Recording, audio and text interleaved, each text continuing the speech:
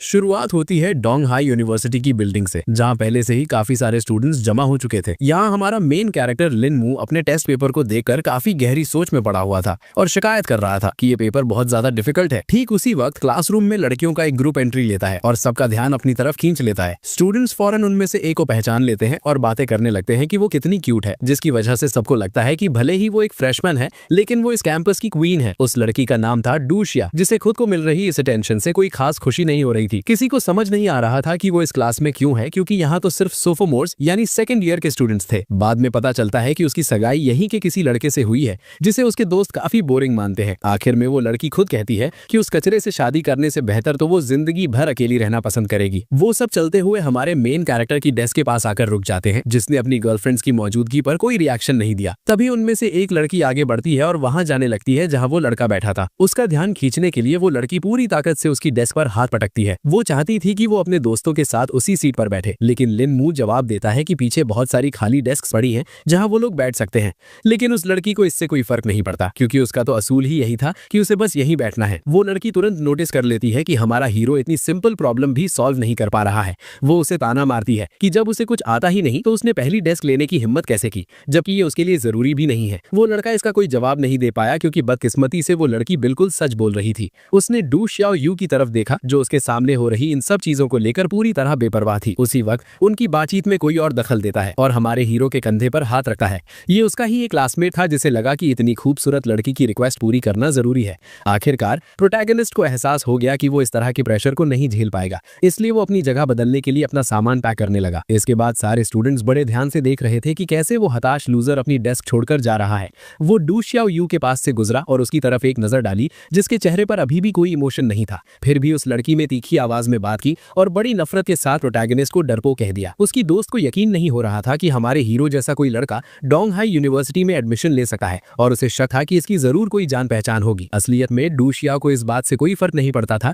कि वो लड़का कहाँ पढ़ता है, जब तक कि वो उसके साथ अपनी सगाई तोड़ सके। सीन शिफ्ट होता है और अपनी क्लासेस खत्म करने के बाद लिन मू शहर की शाम वाली सड़कों पर अकेला चलता हुआ अपने घर की तरफ बढ़ रहा था। अपनी होने वाली मंगेतर के लिए कोई फीलिंग्स ना होने के बावजूद उस लड़के के लिए इस तरह का एटीट्यूड बर्दाश्त करना मुश्किल था।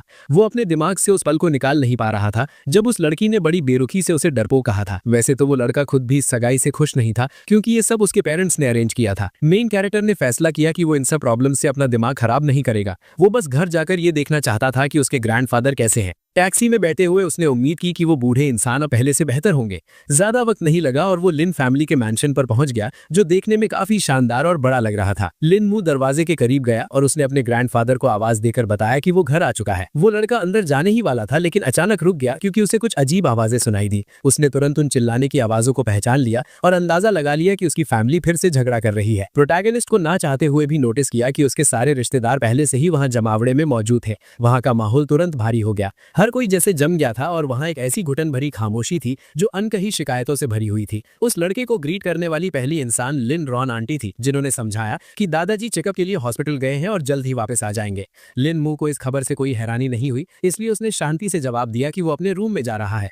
वो चुपचाप उन आदमियों के पास से गुजरा जो सोफे पर खामोश बैठे थे। आवाज उठाने वाला पहला शख्स लिन यीताई का बड़ा अंकल था, जो इस बात से नाराज था कि उसका भतीजा तमीज तहजीब पूरी तरह भूल चुका है और उन्हें नमस्ते तक नहीं कर रहा। दूसरा अंकल, जिसका नाम लिन वाई था, उसे तो ये भी नहीं लगता था कि उन्हें इस लड़के की देखभाल करनी चाहिए। उसने चेहरे पर एक कुटिल मुस्कान के साथ धीरे से फुसफुसाते हुए कहा कि वैसे भी प्रोटैगनिस्ट के पास जीने के लिए अब ज्यादा वक्त नहीं बचा है। अगले दिन लंच के टाइम पर लिन मू अपने ग्रैंडफादर से मिला और उसने उन्हें बताया कि वो कुछ दिनों के लिए क्लासेस अटेंड नहीं करेगा ताकि वो उनकी देखभाल कर सके। ग्रैंडपा जाहिर तौर पर इस खबर से काफी खुश हुए कि उनका पोता उनके साथ ज्यादा वक्त बिता पाएगा, लेकिन वो लड़का उस बूढ़े इंसान की हालत को लेकर बहुत दुखी था, क्योंकि जब से हमारे हीरो के मॉम डैड गुजरे थे तब से ग्रैंडपा की तबीयत काफी खराब चल रही थी, इसलिए किसी को नहीं पता था कि वो ठीक हो पाएंगे या नहीं। तभी आंटी ने उनकी बातों को बीच में रोका और कहा कि लिन मू और ग्रैंडपा को अब डिनर के लिए चलना चाहिए। बस कुछ ही मिनटों में पूरी लिन फैमिली एक ही टेबल के चारों तरफ जमा हो चुकी थी। सबसे पहले बोलने वाले अंकल लिन यीताई थे, जिन्होंने फैसला किया कि वो सारे जरूरी मुद्दों पर एक साथ बात करेंगे। उन्होंने कहा कि वो लोग जल्द ही एक ऑक्शन ऑर्गेनाइज कर रहे हैं, लेकिन अभी तक उन्हें ऑर्गेनाइजेशन के फैसले लेने की अथॉरिटी नहीं मिली है, जबकि हाल ही में प्रोसेस में कुछ प्रॉब्लम्स भी आई हैं। उस आदमी को लग रहा था कि अब सही समय समय आ गया है कि ऑक्शन डिपार्टमेंट को उसकी देखरेख में दे दिया जाए। वहीं दूसरे भाई को लगा कि अगर लिन यी ताई को ऑर्गेनाइजेशन से दिक्कत है तो उन्हें ऐसे मामलों में शामिल ही नहीं होना चाहिए, और उसने अपनी मदद ऑफर की। इस पॉइंट पर हमारा मेन कैरेक्टर अचानक अपनी सीट से खड़ा हो गया और बोला कि उसका पेट भर गया है, इसलिए वो अपने रूम में जा रहा है। किसी ने नोटिस भी नहीं किया कि वो लड़का टेबल छोड़कर चला गया है, क्योंकि ऑक्शन हाउस को लेकर वहां एक जोरदार बहस छिड़ चुकी थी। लिन मू अपने रूम में गया और उसने गहरी सांस ली, क्योंकि वो उस शोर शराबे को सुन सुनकर पक चुका था। हमारा हीरो बालकनी में गया और सोचने लगा कि आखिर उसके मॉम और डैड बहुत जल्दी दुनिया छोड़कर चले गए। वो चाहता था कि काश उसके पेरेंट्स अपनी आंखों से देख पाते कि कैसे उनका परिवार धीरे धीरे बिखर रहा है। ये सारी घटनाएं मेन कैरेक्टर को चैन नहीं लेने दे रही थी, जिसके लिए ये वक्त बहुत मुश्किल था। इसी बीच एक अंकल ने उस लड़के को चेक करने का फैसला किया, क्योंकि उन्हें शक था कि वो इस वक्त परेशान है। उस आदमी ने अंदाजा लगाया कि हमारा हीरो फिर से अपने पेरेंट्स को याद कर रहा है। लिन मू अजनबी की मौजूदगी से ज्यादा खुश नहीं था, इसलिए वो सोचने लगा कि क्या अंकल को उससे कोई काम है। अंकल को प्रोटैगनिस्ट से कुछ नहीं चाहिए था, उन्हें बस लगा कि उस लड़के ने डिनर में ठीक से खाना नहीं खाया, जिससे वो थोड़े चिंतित हो गए थे। वो आदमी बात करने लगा कि कैसे सिर्फ लिन मू के फादर ही थे जो उनके पिता की स्किल्स को इनहेरिट कर पाए थे। बदकिस्मती से उनका भाई एंटीक्स की स्टडी में पूरी तरह डूब गया और उसने फैमिली बिजनेस संभालने की ग्रैंडफादर की रिक्वेस्ट को इग्नोर कर दिया। लेकिन जब उसने कमान संभाली भी तो इससे फैमिली को कोई मदद नहीं मिली। आखिरकार मेरे अंकल ने इस बातचीत को आगे ना बढ़ाने का फैसला किया और कहा कि लोगों को वो चीज नहीं मिलनी चाहिए जिसे वो संभाल नहीं सके, वरना सब कुछ गड़बड़ हो जाएगा। लिन मू अचानक पलटा। उसके माथे पर शिकन थी, क्योंकि वो समझ नहीं पा रहा था कि अंकल ये बातें किससे कह रहे हैं। अंकल ने कुछ भी एक्सप्लेन करने की जहमत नहीं उठाई और प्रोटैगनिस्ट को जोर से पीछे की तरफ धक्का दे दिया। जाहिर है मेन कैरेक्टर अपना बैलेंस नहीं बना पाया और वो बालकनी के किनारे से नीचे गिर गया। हवा उसके कानों में सीटी बजा रही थी और वो लड़का खौफ में देख रहा था कि कैसे वो सख्त जमीन तेजी से उसकी तरफ आ रही है। उसका शरीर एक जोरदार आवाज के साथ जमीन से टकराया और फौरन डामर पर खून की एक लाल नदी बह निकली। इसी बीच वो अंकल ऊपर से बड़ी बेरुखी से देख रहा था कि उसके भतीजे के साथ क्या हुआ। उसने इसे एक छोटा सा गिफ्ट कहा और बोला कि उसने बेटे को उसके पेरेंट्स से मिलने में मदद की है। बस एक पल बाद बाकी फैमिली ने भी देख लिया कि लिन मू अभी अभी बालकनी से गिर गया है। अब सीन शिफ्ट होता है डॉक्टर के ऑफिस की तरफ, जो पूरी तरह अनजान थे कि क्या होने वाला है। अगले ही सेकंड एक घबराई हुई नर्स अंदर भागी जो डॉक्टर जो को ढूंढ रही थी। उस लड़की ने रिपोर्ट दी कि उनके पास एक पेशेंट आया है जो बालकनी से गिर गया है, जिसकी वजह से हेड डॉक्टर मिस जो को ढूंढ रहे हैं। डॉक्टर समझ गई कि सिचुएशन सीरियस है, इसलिए उन्होंने बताया कि वो अभी उस घायल इंसान के पास जा रही हैं। उधर प्रोटैगनिस्ट पहले से ही इमरजेंसी रूम में था। काफी सारे डॉक्टर्स लिन मू के चारों तरफ जमा थे जो उसकी जान बचाने की पूरी कोशिश कर रहे थे। उस लड़के की बॉडी देखकर साफ था कि उसे बहुत गंभीर चोटें आई हैं, जिससे उसकी जान सचमुच एक धागे पर लटकी हुई थी। डॉक्टर जो आते ही पेशेंट की कंडीशन के बारे में पूछताछ की। एक डॉक्टर ने बताया कि वो लड़का चौथी मंजिल से गिरा है और उसे बहुत ज्यादा इंटरनल ब्लीडिंग हो रही है। उसकी कलीग एक्यूपंक्चर में बहुत टैलेंटेड थी, जो शायद उस विक्टिम की मदद कर सकता था। वो लड़की एक असरदार तरीका जानती थी, लेकिन ये बहुत ज्यादा रिस्की हो सकता था। चीफ फिजिशियन रिस्क को समझते थे, लेकिन पेशेंट को अभी के अभी बचाना जरूरी था। मिस जो ने अपने बॉस की बात मानी और फौरन अपनी नीडल्स उठा ली। उसने अपने इंस्ट्रूमेंट को कसकर पकड़ा और अनाउंस किया कि वो तुरंत अपना काम शुरू करने वाली है। बस कुछ ही सेकंड्स में प्रोटैगनिस्ट के सिर में कई सारी सुइयां लगी हुई थी, जो उसे बचाने का आखिरी चांस था। नर्स ने तुरंत रिपोर्ट दी कि पेशेंट की कंडीशन अब स्टेबल हो गई है। डॉक्टर जो ने बताया कि उन्होंने नीडल्स का इस्तेमाल करके बे और रन स्टेट को स्टिमुलेट किया है, लेकिन अगर ये प्रोसेस ज्यादा देर तक चला तो उस नौजवान का ब्रेन काम करना बंद कर देगा। इसलिए उन्होंने बाकी का काम अपने कलीग्स पर छोड़ दिया। डॉक्टर्स जल्दी से जल्दी सर्जरी परफॉर्म करना चाहते थे ताकि सही मौके का फायदा उठाया जा सके। अचानक उन्होंने नोटिस किया कि पेशेंट का हार्ट रेट नॉर्मल से बहुत ज्यादा बढ़ गया है। हेड डॉक्टर को तुरंत शक हुआ कि शायद डॉक्टर जो की टेक्निक ने काम नहीं किया। वो भी मदद के लिए चिल्लाया ताकि इमरजेंसी के लिए डिफिब्रिलेटर रेडी किया जा सके। मेटल प्लेट्स को उसकी छाती पर प्रेस किया गया और 200 वॉट्स के डिस्चार्ज की तीखी आवाज सुनाई दी। इतने जबरदस्त इलेक्ट्रिक शॉक से उस लड़के की बॉडी बुरी तरह कांप उठी। डॉक्टर ने पेशेंट के वाइटल्स चेक किए, लेकिन इनमें से किसी भी चीज का कोई असर नहीं हो रहा था। इसलिए डॉक्टर्स ने चार्ज को बढ़ाकर 300 वॉट्स करने का फैसला किया। अगले ही सेकंड मशीनों के बीप करने की आवाज गूंज उठी, जो ये बता रही थी कि लिन मू के अंदर अब जिंदगी का कोई नामो निशान नहीं बचा है। तो ये ऑपरेशन पूरी तरह फेल हो गया। डॉक्टर झाओ अपना मास्क उतारने ही वाली थी और उन्होंने अपने साथियों से कहा कि वो पेशेंट के गार्जियंस को उसकी डेथ के बारे में इन्फॉर्म कर दे। नर्स ने डॉक्टर की बात मान ली, लेकिन फिर भी वो अपनी नजरें उस पेशेंट से नहीं हटा पा रही थी जिसे वो लोग बचा नहीं सके। डॉक्टर्स ने हमारे हीरो की बेजान बॉडी को कवर कर दिया ताकि उसे आगे मुर्दा घर ले जाया जा सके। इसके बाद वो लोग बाकी मामलों को संभालने के लिए ऑपरेटिंग रूम से बाहर चले गए। हॉस्पिटल के स्टाफ को बिल्कुल भी अंदाजा नहीं था कि ठीक इसी पल लिन मू की बॉडी के ऊपर एक अजीब सा डार्क स्फीयर अपीयर हो गया है। अगले ही पल कमरे में रोशनी की एक चमकती हुई चिंगारी दिखाई दी, जो ऐसा लग रहा था जैसे खास तौर पर हमारे हीरो को ही ढूंढ रही हो। वो थोड़ी देर तक उस लड़के की बॉडी के चारों तरफ उड़ती रही और फिर अचानक उसकी छाती के अंदर समा गई। उस नौजवान का शरीर ठंडा पड़ता जा रहा था और उसकी आत्मा उसके शरीर से ऊपर उठ चुकी थी। नीचे सिर्फ एक बेजान खोल बचा था, लेकिन वो अनजान ताकत प्रोटैगनिस्ट को इतनी आसानी से जाने नहीं देने वाली थी, इसलिए उसने अचानक उसकी आत्मा को जकड़ लिया। उस रूहानी मुट्ठी ने कसकर पकड़ बनाई और लिनमू के ठंडे गोश्त में वापस जिंदगी की चिंगारी भरने की तैयारी की। जब वो हाथ पूरी तरह गायब हो गया तो मेन कैरेक्टर की बॉडी धीरे धीरे ऊपर उठने लगी और अब वो ऑपरेटिंग टेबल के ऊपर हवा में फ्लोट कर रही थी। धीरे धीरे वो सारी अनजान पावर लिनमू के साथ मर्ज होने लगी ताकि उसकी जान बचाई जा सके। इसके बाद उस लड़के की इंडेक्स फिंगर पर एक भारी भरकम और रहस्यमयी अंगूठी दिखाई दी। आखिरकार फ्यूजन का प्रोसेस खत्म हुआ और कुछ सेकंड्स के लिए वो नौजवान हवा में ही जम गया। प्रोटैगनिस्ट अभी भी उन मिस्टीरियस और अद्भुत घटनाओं से पूरी तरह अनजान था जो उस रात उसके साथ हुई थी। सीन शिफ्ट होता है और अगली सुबह डॉक्टर जो अपने वर्क प्लेस पर वापस आई और एक ऑफिस के दरवाजे पर खड़ी हो गई। उस लड़की की पलकें भारी हो रही थीं। उसका थका हुआ चेहरा ये बता रहा था कि वो पूरी रात सो नहीं पाई है और पेशेंट की मौत की वजह से काफी परेशान है। तभी हवा में एक चीख गूंजी जिससे डॉक्टर चौंक गई और उनकी नींद एकदम से गायब हो गई। वो तुरंत अपनी सीट से उठी और चीख की दिशा में भागी ताकि देख सकें कि आखिर क्या चल रहा है। ज्यादा देर नहीं हुई थी कि मिस जो भागते हुए एक वार्ड में पहुंची जहां उन्हें डरी हुई नर्सेज मिली। डॉक्टर ने पूछा कि यहाँ क्या हुआ है। उन लड़कियों के लिए कुछ भी एक्सप्लेन करना बहुत मुश्किल हो रहा था, इसलिए उन्होंने बस इतना जवाब दिया कि उन्होंने कुछ बहुत ही खौफनाक देखा है। डॉक्टर ने तुरंत इधर उधर देखा कि रात भर में ऐसा क्या हो सकता है। वो मेन कैरेक्टर की बॉडी के करीब गई जो अभी भी बेहोश पड़ा था। पता चला कि पूरा हॉस्पिटल स्टाफ इस बात से शॉक था कि पेशेंट का शरीर रात भर में किसी तरह ग्रो कर गया था। उस वक्त डॉक्टर जो ने बॉडी का डिटेल में एग्जामिन करने का फैसला किया क्योंकि ये सब कुछ बहुत अजीब लग रहा था। तभी उन्हें महसूस हुआ कि पेशेंट का शरीर अभी भी गर्म है, जिससे और भी ज्यादा सवाल खड़े हो गए। उस लड़की ने अपने अंदाजे को पुख्ता करने के लिए अपनी उंगली से हमारे हीरो की सांसें चेक करने का फैसला किया और आखिर में लिनमू अपनी उस लंबी नींद से जाग गया जो शायद कभी खत्म नहीं होने वाली थी। डॉक्टर जो को समझ नहीं आ रहा था कि ऐसी सिचुएशन पर कैसे रिएक्ट करे। वो बहुत ज्यादा शॉक में थी। इसी बीच वो नर्सेज जो डर के मारे अधमरी हो रही थी, उन्हें लगा कि उनके लिए कोई जिंदा लाश वापस आ गई है। डॉक्टर ने अपने कलीग्स को शांत रहने के लिए कहा क्योंकि उन्हें ऐसी चीजों पर हैरान नहीं होना चाहिए। हो सकता है पेशेंट ने क्लिनिकल डेथ एक्सपीरियंस की हो। प्रोटैगनिस्ट पहले से ही ऑपरेटिंग टेबल पर बैठ चुका था और सोच रहा था कि आसपास ये सब लोग कौन है। उस नौजवान ने चारों तरफ देखा। उसकी नजरें उन अनजान दीवारों पर घूम रही थीं और उसका दिमाग यादों के टुकड़ों को जोड़ने की कोशिश कर रहा था। वो सर खपा रहा था ताकि उसे उन घटनाओं के बारे में कोई भी इंफॉर्मेशन मिल सके जो उसके साथ हुई थी। आखिरकार उस हैरान परेशान लिनमू को एहसास हुआ कि उसे तो ये भी याद नहीं है कि वो कौन है। होश में आने के बाद उस लड़के को आईसीयू रूम नंबर 303 में शिफ्ट कर दिया गया। डॉक्टर जो पूरी सिचुएशन से इतनी शॉक थी कि अब वो इस अमेजिंग पेशेंट के पास से हटी ही नहीं। उस लड़की को शक होने लगा कि शायद ये सब इसलिए हुआ है क्योंकि नीडल्स ने उस पॉइंट को डैमेज कर दिया है जो मेमोरी के लिए रिस्पॉन्सिबल होता है। उन्होंने अंदाजा लगाया कि किया गया डैमेज शायद इतना सीरियस था कि वो सचमुच अपना नाम तक भूल गए हैं। डॉक्टर ने हमारे हीरो को चिंता ना करने के लिए कहा क्योंकि उन्हें यकीन था कि आज नहीं तो कल उसकी याददाश्त वापस आ जाएगी। उस लड़की ने बताया कि अगर लिनमू को किसी चीज की जरूरत हो तो वो बटन दबा सकता है और एक नर्स उसके पास आ जाएगी। आखिर में वो प्रोटैगनिस्ट को अकेला छोड़कर चली गई क्योंकि उन्हें कुछ और चीजें भी संभालनी थी।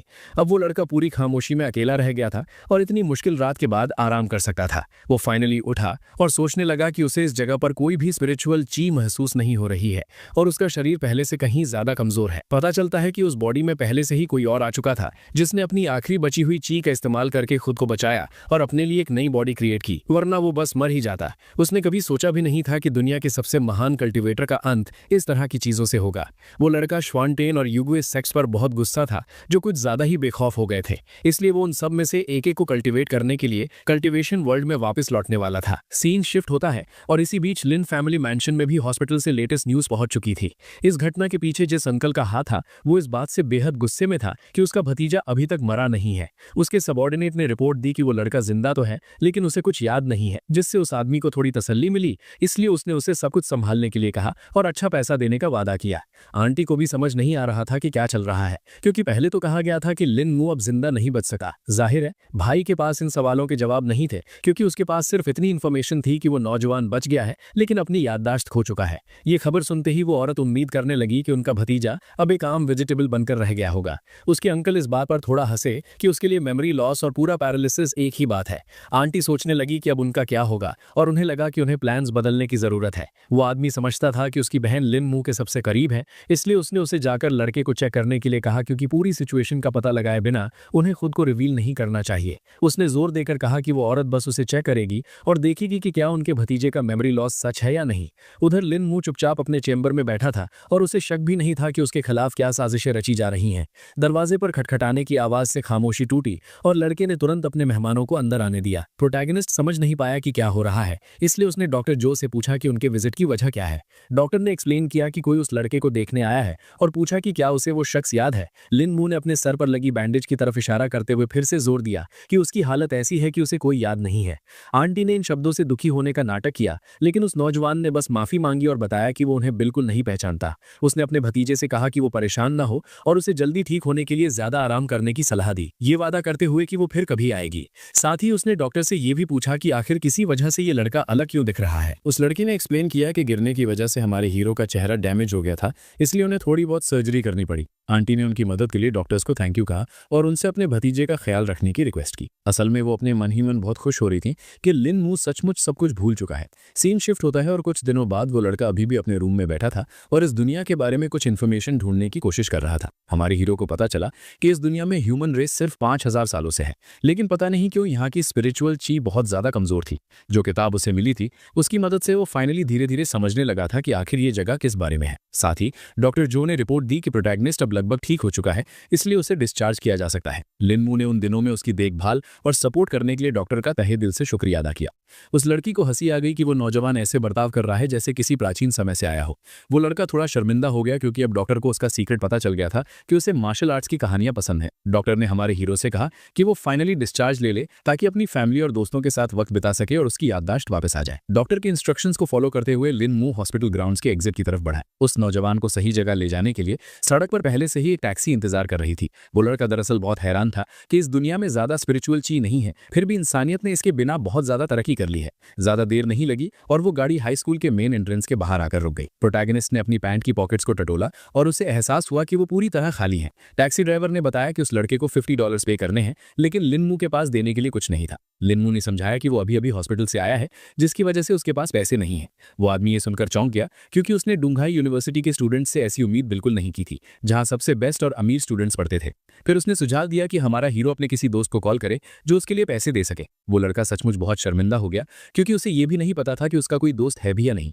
मेन कैरेक्टर को समझ नहीं आ रहा था कि उसे क्या करना चाहिए क्योंकि वो इस यूनिवर्सिटी में किसी को भी नहीं जानता था। अचानक कार की खिड़की पर एक लड़की दिखाई दी जिसने लिन मू को पहचान लिया और नोट किया कि वो लोग काफी समय से एक दूसरे से नहीं मिले हैं। लिन मू को एहसास हुआ कि ये इस मुसीबत से निकलने का परफेक्ट मौका है, इसलिए उसने पूरी सिचुएशन समझाई और अपनी दोस्त से टैक्सी का किराया देने को कहा।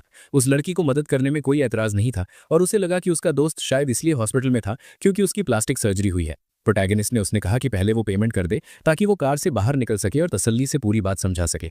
वो लोग साथ में यूनिवर्सिटी कैंपस में टहलने लगे, जिसके बाद लिन मू ने बताया कि वो हॉस्पिटल कैसे पहुंचा। उस लड़के ने यह भी मेंशन किया कि वो अपने ही घर की बालकनी से गिर गया था, जो बाकी सब चीजों के मुकाबले काफी अजीब लग रहा था। ये सुनकर कि उसे कुछ भी याद नहीं है, वो लड़की तुरंत समझ गई कि वो ना सिर्फ घटनाओं को भूल चुका है बल्कि उसे भी भूल गया है। प्रोटैगनिस्ट को तुरंत शर्मिंदगी महसूस हुई और उसने माफी मांगी कि वो अपनी पुरानी दोस्त को भी याद नहीं रख पाया। उस लड़की ने पूछा कि क्या डॉक्टर्स ने लिन मू की याददाश्त वापस लाने का कोई तरीका बताया है। लड़के ने ऐसी किसी चीज के बारे में नहीं सुना था, लेकिन उसे भी उम्मीद थी कि उसकी मेमोरी वापस आ जाएगी। उस लड़की ने अपनी आवाज में उदासी के साथ कहा कि याददाश्त चले जाना शायद कोई बुरा ऑप्शन नहीं है, क्योंकि कभी कभी तो वो खुद भी सब कुछ भूल जाना चाहती है। इसी पल उनकी मुलाकात डूशिया से हुई, जो हमेशा की तरह अपनी सहेलियों के साथ थी। उस लड़की ने प्रोटैगनिस्ट से अपनी नजरें फेर ली, जिससे उसे सिर्फ घिन आती थी। एक पल के लिए उसकी नजर लड़के के चेहरे पर पड़ी, जिससे उसने फौरन लिन मू में आए बदलाव को नोटिस कर लिया। डूशिया ने तुरंत सोचा कि हमारे हीरो ने जरूर कोई प्लास्टिक सर्जरी करवाई है। वो नौजवान इस बात पर बहुत शर्मिंदा हो गया कि ये बदलाव नोटिस करने वाली वो अकेली नहीं थी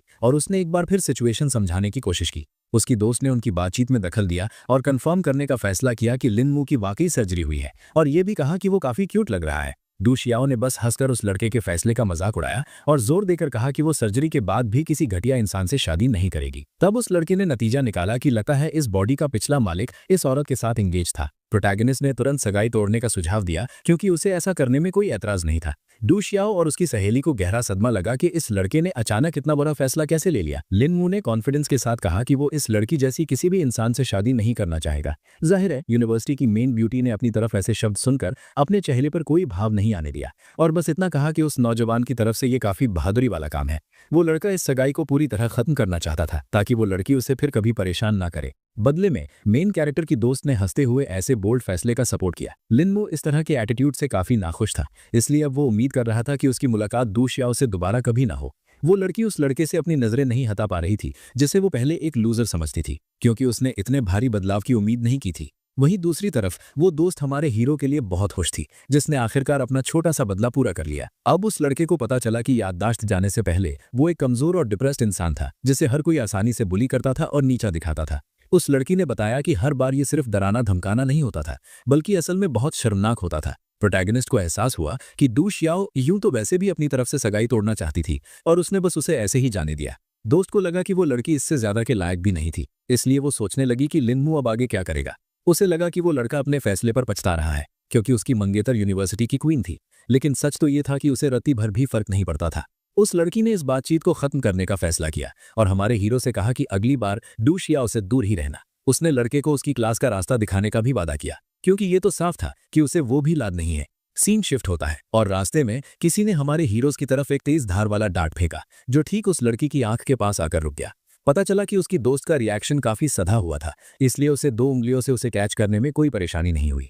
ये चेन हाव था, जिसे उस लड़की ने कई बार क्लास में डार्ट्स न खेलने के लिए बोला था ताकि क्लासमेट्स को चोट न लगे। वो लड़का सचमुच डर गया था, क्योंकि उसने तांगबे को गुस्सा दिला दिया था, जो कि क्लास की हेड भी थी, और उसने वादा किया कि ऐसा दोबारा नहीं होगा। बदले में उस लड़की ने जोर देकर कहा कि उसके क्लासमेट की स्किल्स इतनी भी अच्छी नहीं है, इसलिए वो पब्लिक में शो ऑफ नहीं कर सकता। उसने उसी डार्ट का इस्तेमाल करने का फैसला किया जिसे उसने पकड़ा था और डेमोन्स्ट्रेट किया कि इसे सही तरीके से कैसे करते हैं। आखिर में तांगबे ने गजब की एक्यूरेसी के साथ ठीक टारगेट पर हिट किया, जिससे चूकने का कोई चांस ही नहीं था। प्रोटैगनिस्ट भी इस सटीक निशाने को देखकर हैरान था और उसने नोट किया कि ये फाउंडेशन डायमेंशन के लेवल जैसा था।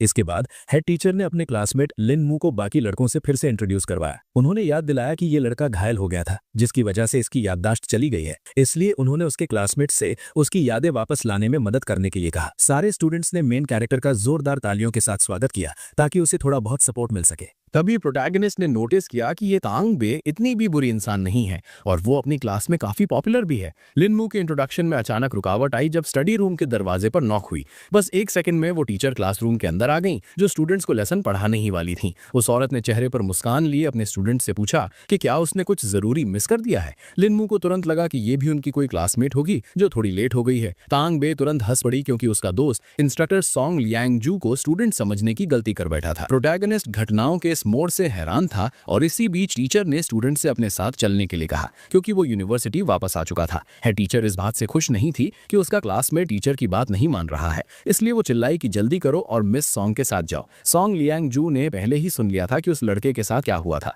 इसलिए उन्होंने पूछताछ की कि क्या वो ठीक है। लिन मू ने चिंता के लिए टीचर का शुक्रिया अदा किया और जवाब दिया कि वो पूरी तरह हेल्दी है। वो लड़के से ऐसी खबर सुनकर खुश हुई, इसलिए उन्होंने ये भी कहा कि अगर उसे मदद की जरूरत हो तो वो हमेशा उनके ऑफिस आ सका है। वो नौजवान इस मौके के लिए आभारी था, लेकिन उनकी बातचीत में फिर से दरवाजे पर हुई नॉक से रुकावट आ गई। ये तांगबे थी, जो ये देखने आई थी कि क्या उनकी बात खत्म हो गई है, क्योंकि वो हमारे हीरो के साथ लंच करना चाहती थी। मिसेस सॉन्ग ने बताया कि उनका काम खत्म हो गया है, इसलिए स्टूडेंट्स लंच के लिए जा सकते हैं, और उन्होंने मदद के लिए बेबी को थैंक यू भी कहा। वो लड़की टीचर से मिली तारीफ से खुश थी और उसे लगा कि उसे मदद करनी ही चाहिए, क्योंकि वो लिन मू की क्लासमेट है। इसी बीच प्रोटैगनिस्ट बिना एक शब्द कहे अपनी सीट से उठा और एग्जिट की तरफ चल दिया। सॉन्ग लियांगजू ने जाते हुए स्टूडेंट को देखा और सोचा कि ऐसा लग रहा है कि ना सिर्फ उस लड़के का अपीयरेंस बल्कि उसकी पर्सनालिटी भी बदल गई है। कैफेटेरिया के रास्ते में हमारे हीरो ने इस बारे में बात करने का फैसला किया कि उसकी दोस्त ने वो डार्ट इतनी अच्छी तरह कैसे फेंका। वो जरूर बहुत ज्यादा वर्कआउट करती होगी। तांगबे ने एक्सप्लेन किया कि घर पर उसकी ट्रेनिंग को देखते हुए ये सिंपल ट्रिक उसके लिए काफी आसान थी, और पूछा कि क्या वो नौजवान प्रैक्टिस करना चाहता है। वो लड़का, जो अपनी याददाश्त खोने की वजह से थोड़ा खोया हुआ था, इस ऑफर से एक्साइटेड हो गया और जवाब दिया कि उसके लिए प्रैक्टिस करना अच्छा रहेगा। दोस्त ने प्रोटैगनिस्ट को थोड़ा और करीब से देखने का का फैसला किया और तुरंत नोट किया कि उसका शरीर पहले से ज्यादा स्ट्रांग है। बदलाव सचमुच काफी बड़े थे, जैसे लिन मू ने लंबे समय तक कड़ी मेहनत की हो। उस लड़की को नहीं पता था कि बालकनी से गिरने का नतीजा इतना अच्छा भी हो सकता है, लेकिन वो नौजवान खुद इससे ज्यादा खुश नहीं था, क्योंकि वो असल में लगभग मर ही गया था। आखिर में वो मान गई कि यकीनन ये सब मेन कैरेक्टर की मौत की कीमत पर तो नहीं होना चाहिए था। लड़के ने देखा कि उसकी दोस्त इसके बारे में सोचकर सचमुच बहुत परेशान हो गई है, इसलिए उसने उससे इसे इतना सीरियसली ना लेने के लिए कहा। फिर तांगबे को ये जानने में दिलचस्पी हुई कि आखिर हमारा हीरो अब आगे क्या करने वाला है। लिन मू ने शांति से जवाब दिया कि उसके पास कोई प्लान नहीं है, क्योंकि उसे अपने पास्ट का कुछ भी याद नहीं है। उस लड़की ने इसमें भी कुछ अच्छाई ढूंढने की कोशिश की, इसलिए उसने एक मुस्कान के साथ पूछा कि क्या उस लड़के ने कभी अपनी जिंदगी किसी और तरीके से जीने की चाहत रखी थी। प्रोटैगनिस्ट कंफ्यूजन में एकदम से जम गया, ये महसूस करते हुए कि उसने पहले कभी इतने गहरे और मुश्किल सवाल का जवाब देने की कोशिश नहीं की है। तांगबे ने खुलासा किया कि पुराना लिन मू एक इंट्रोवर्ट और कमजोर इंसान था, जो अपने लिए खड़ा नहीं हो सकता था, और डूशिया जैसे लोग उसे लगातार बुली करते थे। इसके उलट अभी वाला लिन मू ना सिर्फ अलग दिखता है, बल्कि उसकी पर्सनैलिटी भी पूरी तरह अलग है। उस लड़की का मानना था कि ये एक्सीडेंट उसे भगवान ने दिया है ताकि वो खुद को बदल सके और अपनी जिंदगी की नई शुरुआत कर सके। उसने सुझाव दिया कि उस नौजवान को इस मौके का फायदा उठाना चाहिए, क्योंकि उसे अब ऐसी सुपर पावर्ड बॉडी का वरदान मिला है। लड़के ने हैरानी से अपनी दोस्त से पूछा कि उसे अपनी जिंदगी को किस तरह बदलने के लिए क्या करना होगा। तांगबे के चेहरे पर तुरंत एक हल्की सी मुस्कान आ गई, क्योंकि ऐसा लग रहा था जैसे उसके पास पहले से ही एक क्लियर प्लान तैयार है। उसने पूछा कि क्या उसने कभी ड्रैगन प्रोटेक्टर्स नाम की एक रहस्यमयी ऑर्गेनाइजेशन की अफवाहों के बारे में सुना है। ठीक उसी वक्त प्रोटैगनिस्ट इस ऑर्गेनाइजेशन का इतना अजीब सा नाम सुनकर थोड़ा हैरान था। उस लड़की ने समझाया कि ड्रैगन प्रोटेक्टर्स के बारे में बात करने से पहले उसे मार्शल आर्ट्स की दुनिया के बारे में कुछ बताना होगा। उसने सीधे पूछा कि क्या लिन मू को यकीन है कि ऐसे लोग भी होते हैं जो सिर्फ पत्तों से किसी की जान ले सकते हैं। उस लड़के ने तुरंत अंदाजा लगाया कि ये वॉरियर्स जरूर अपनी स्पिरिचुअल ची का इस्तेमाल कर रहे होंगे, इसलिए उसने फौरन जवाब दिया कि हाँ, उसे इस पर यकीन है। उस लड़की ने तुरंत अपने दोस्त को सीरियस होकर वार्न किया कि ऐसे लोग आसानी से नहीं मिलते। उसने बताया कि लेजेंड्स के हिसाब से कुछ मास्टर्स शियान टियान डायमेंशन तक पहुंच गए थे, और यहाँ तक कि उसके ग्रैंडफादर भी एक बार उस मुकाम के काफी करीब पहुंच चुके थे। लेकिन बदकिस्मती से वो बूढ़ा इंसान अपने इनर डीमन से हार गया और अपनी सारी कल्टीवेशन खो बैठा। हालांकि पूरी फैमिली के लिए खुशी की बात यह थी कि वो फिर भी जिंदा बच गए। मेन कैरेक्टर ने बे से कहा कि वो उदास ना हो, क्योंकि ग्रैंडपा अभी भी जिंदा है, और यही सबसे जरूरी बात है। उस लड़की ने लिन मू की बात सुनी और बताया कि उनके तांग सेक्ट में बहुत सारे टैलेंटेड लोग हैं, इसलिए उसे उम्मीद है कि कोई ना कोई तो शियान टियान डायमेंशन तक पहुंचेगा ही। वो कल्टिवेटर एक जाने पहचाने ऑर्गेनाइजेशन का नाम सुनकर हैरान था, और उसे तुरंत लगा कि उसकी दोस्त सिचुआन की मेंबर है। तांगबे तुरंत हंस पड़ी और उसने मजाक में उस लड़के के माथे पर उंगली मारी, क्योंकि ये बिल्कुल वैसा ही था जैसा प्रोटैगनिस्ट किसी मार्शल आर्ट्स नॉवल में तांग सेक्ट के बारे में सोचता था। उसने कंफर्म किया कि उनका जहर और हिडन वेपन्स वाला सेक्ट सिर्फ कहानियों में नहीं बल्कि असलियत में भी मौजूद है। जब उनका ऑर्गेनाइजेशन अपने पीक पर था तो उनके पास काफी सारे शियान टियान एक्सपर्ट्स थे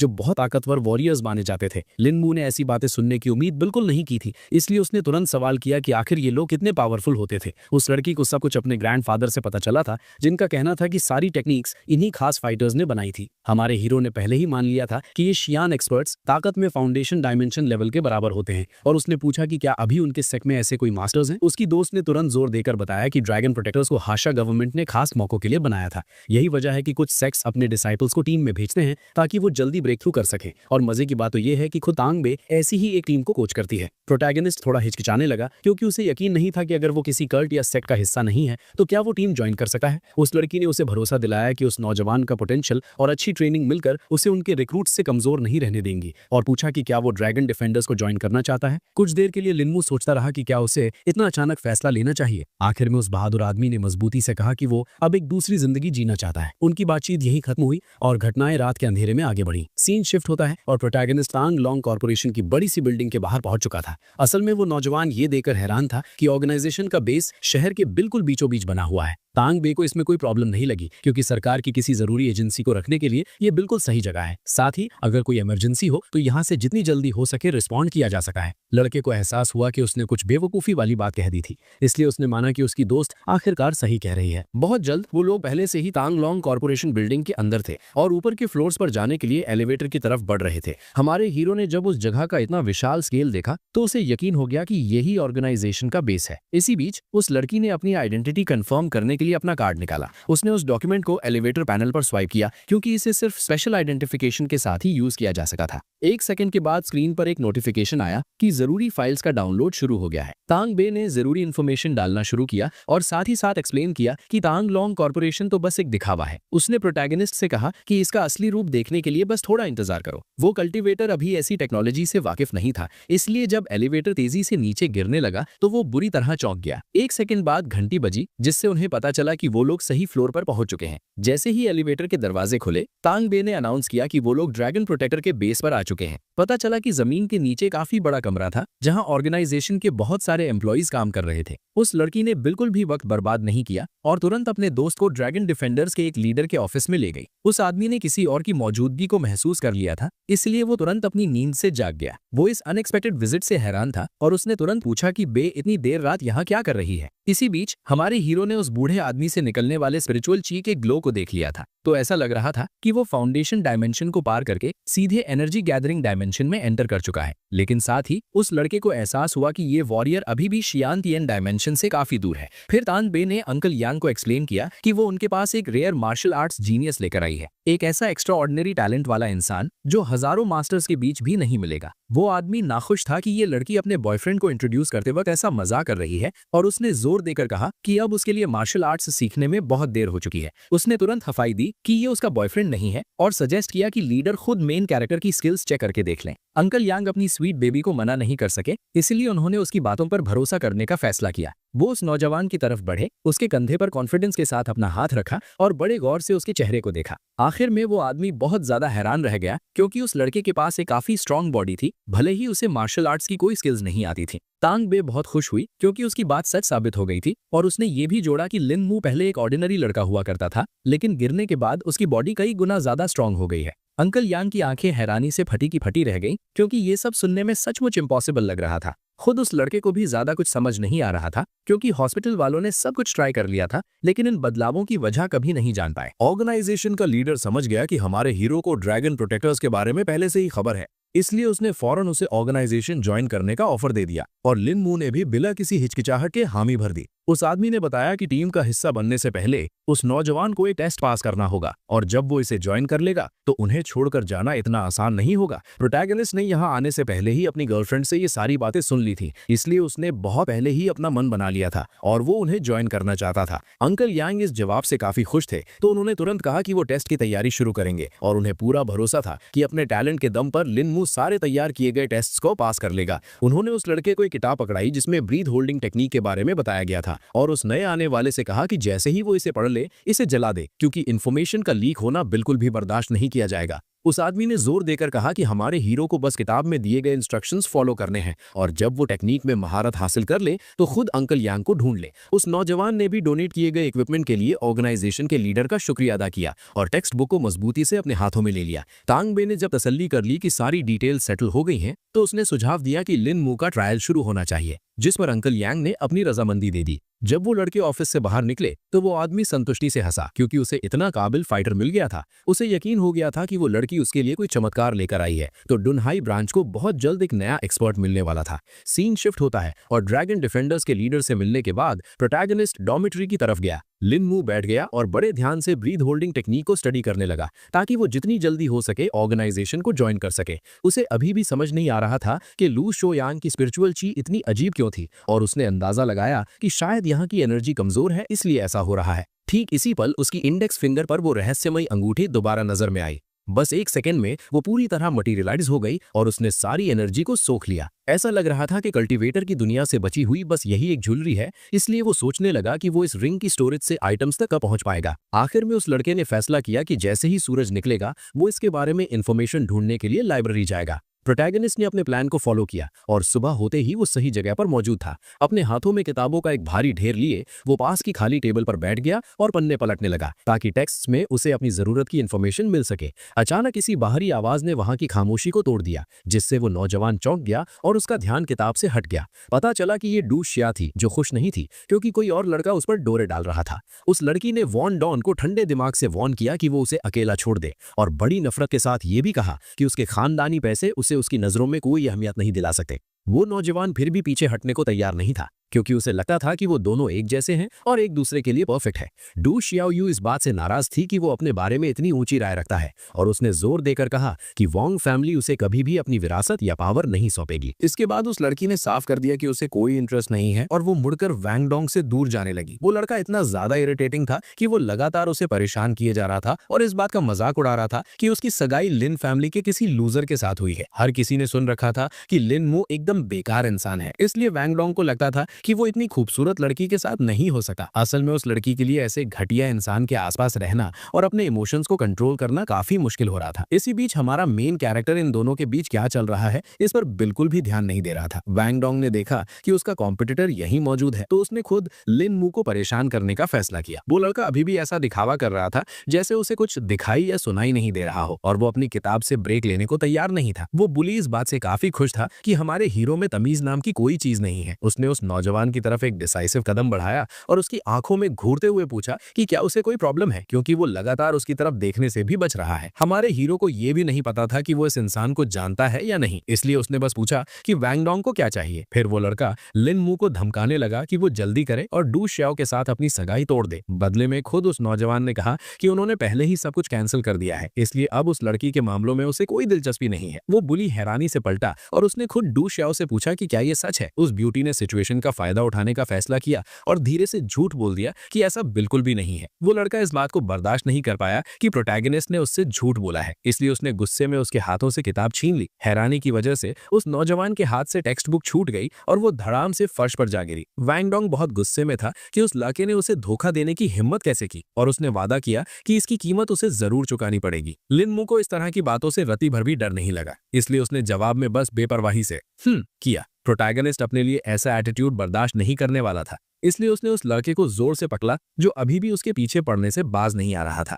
उसने एक सीरियस लुक के साथ पूछा कि ऐसे केस में वैंग डोंग क्या करने वाला है। उस बहादुर आदमी ने वक्त बर्बाद नहीं किया और उस बुली को सबक सिखाने का फैसला किया जो उसे जवाब नहीं दे पा रहा था। वो बुली, जो असल में एक पैथेटिक डरपोक था, बेढंगे तरीके से फर्श पर गिर पड़ा। प्रोटैगनिस्ट के इतना क्रूर सबक सिखाने के बाद वैंग डोंग ने जबरदस्ती खड़े होने की कोशिश की। लिन मू जो उस अपमान से संतुष्ट नहीं था जो उसने पहले ही कर दिया था, उसने बड़ी बेरहमी से उसे किक मारी और फिर बुरी तरह उसकी छाती पर पैर रख दिया। अपने ओपोनेंट को डिसआर्म करने के बाद प्रोटैगनिस्ट डू शियाओ से बात करने के लिए मुड़ा। उसने सीधे पूछा कि क्या लड़की को अभी भी सचमुच इस सगाई की जरूरत है। उस लड़की ने फिर से जोर देकर कहा कि ये बिल्कुल भी उसकी मर्जी नहीं है, लेकिन उनकी फैमिली के बुजुर्गों की इच्छा के खिलाफ जाना बहुत मुश्किल है। असल में लिन मू ने पहले कभी सोचा भी नहीं था कि डू शियाओ उसे इतना ज्यादा इरिटेट करेगी। फिर वो लड़का वैंग डोंग की तरफ मुड़ा जो शायद सब कुछ साफ साफ सुन रहा था और उसने समझाया कि टेक्निकली वो अभी भी एंगेज्ड है, इसलिए बेहतर होगा कि वो लड़का दूर ही रहे। इसी बीच उस बुली ने अपनी आवाज ऊंची की और पूछा कि क्या मेन कैरेक्टर जानता है कि वो कौन है। उस लड़के को इससे कोई फर्क नहीं पड़ता था, इसलिए उसने और ज्यादा ताकत के साथ वैंग डोंग को नीचे दबा दिया। वो डेयर डेविल तुरंत दर्द से चीख पड़ा और अब हमारे हीरो से भीख मांगने लगा कि वो उसे जाने दे, ये वादा करते हुए कि वो बस यहाँ से चला जाएगा। आखिर में लिन मू ने उस बच्चे को जाने दिया और तुरंत उसे अपनी नजरों से दफा होने का हुक्म दिया। उस सेल्फ कॉन्फिडेंट लड़के ने यकीनन पहले कभी ऐसी बेइज्जती बर्दाश्त नहीं की थी, इसलिए वो हमारे हीरो को कोई जवाब दिए बिना चुपचाप लाइब्रेरी से चला गया। वो नफरत उसके अंदर बहुत गहरी बैठ गई थी, इसलिए वो पहले से ही प्लान्स बना रहा था कि उस बहादुर आदमी से बदला कैसे लिया जाए जिसने उसके साथ इतना बुरा बर्ताव किया है। इसी बीच चारों तरफ काफी हंगामा मच गया क्योंकि किसी ने उम्मीद नहीं की थी कि यूनिवर्सिटी की लाइब्रेरी में ऐसी फाइट देखने को मिलेगी। एक स्टूडेंट काफी नाराज था कि कोई ऐसी जगह पर शोर मचाने और लड़ने की हिम्मत कैसे कर सकता है। मेन कैरेक्टर ने तुरंत माफी मांगी और झूठ बोलने की कोशिश की कि कोई स्टूडेंट बस टेबल से टकरा गया था। उसने सिचुएशन को संभालने की कोशिश की और फर्नीचर को वापस उसकी जगह पर रखने लगा। बदले में डू शिया ने नोट किया कि वो नौजवान सचमुच बदल गया है, क्योंकि पहले वो कभी ऐसा कुछ नहीं करता। लिन मू ने खुद सोचा कि शायद ये अच्छे के लिए ही है, क्योंकि अब उसके पास प्रॉब्लम्स काफी कम होंगी। उस लड़की ने अपने मंगेतर को नापसंद करने के बावजूद उसे वार्न किया कि वैंग डोंग उस तरह का इंसान है जो हमेशा बदला लेने की फिराक में रहता है। प्रोटैगनिस्ट ये जानकारी सुनकर बस थोड़ा सा मुस्कुराया और चेतावनी के लिए उसे थैंक यू कहा। वो दूसरी तरफ मुड़ा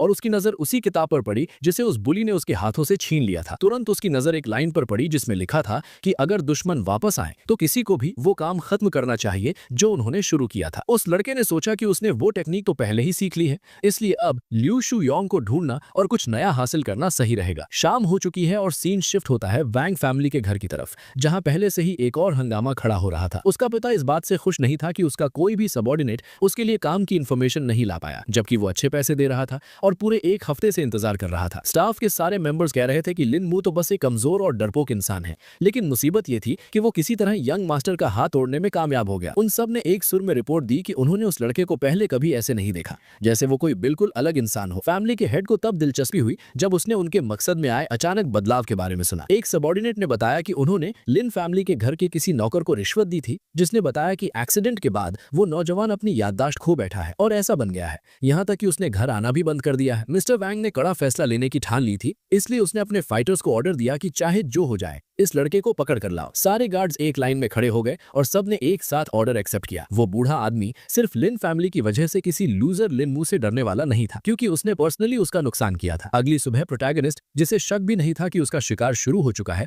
हमेशा की तरह यूनिवर्सिटी आया। लिन मू को अपने आसपास का माहौल थोड़ा टेंस महसूस होने लगा, जो इशारा कर रहा था कि कुछ तो गड़बड़ है। अचानक उसका रास्ता एक छोटी सी वैन ने रोक लिया, जो काफी सस्पिशियस लग रही थी। अगले ही पल वहां से गुंडों का एक ग्रुप बाहर निकला, जो खास तौर पर हमारे हीरो को ही ढूंढ रहा था। उनके रिंग लीडर ने चेहरे पर एक कुटिल मुस्कान के साथ अनाउंस किया कि उनके बॉस लिन मू को एक कप चाय पर इनवाइट करना चाहते हैं। उस नौजवान ने घटनाओं के इस मोड़ की बिल्कुल उम्मीद नहीं की थी, क्योंकि वो यकीनन उनके बॉस को नहीं जानता था। उन बदमाशों को ये पसंद नहीं आया कि वो उनका वक्त बर्बाद कर रहा है, इसलिए उन्होंने उसे साथ चलने का हुक्म दिया, वरना वो लड़के की पिटाई कर देंगे। आखिर में हमारे हीरो ने उस अजनबी की शर्तें मान ली, क्योंकि वो दोबारा किसी झगड़े में नहीं पड़ना चाहता था। अब उसे यकीन हो गया था कि वैंग फैमिली को बदला लेने में वाकई काफी मजा आता है। असल में लिन मू बिल्कुल भी डरा हुआ नहीं था और उसने सोचा कि ये भी अच्छे के लिए ही है, क्योंकि उसे ऐसी किसी चीज में शामिल होने में कोई एतराज नहीं था। ज्यादा देर नहीं हुई थी कि मिस्टर वैंग को खबर मिल गई कि जिस आदमी की उन्हें जरूरत थी वो मौके पर पहुंच चुका है। उस आदमी ने अपने सिगार से धुआं छोड़ते हुए अपने सबऑर्डिनेट्स को हुक्म दिया कि उस नौजवान को उसके पास लाया जाए। गार्ड चुपचाप अपनी जगह से मुड़ा और अपने बॉस का हुक्म तामील करने के लिए बाहर निकल गया। कुछ मिनट बीते और दरवाजे पर दस्तक हुई, जिसके बाद उस जेंटलमैन ने मेहमानों को अंदर आने के लिए कहा। जाहिर तौर पर यह लिन मू ही था, जिसके साथ काफी सारे गार्ड्स मौजूद थे। फैमिली के हेड ने तुरंत पूछताछ की कि क्या उस लड़के को पता है कि उसने किस पंगे में टांग अड़ाई है, लेकिन उस लड़के ने ऐसा नाटक किया जैसे उसे रति भर भी अंदाजा नहीं है। फैमिली के हेड ने तब थोड़ा हिंट देने का फैसला किया और कहा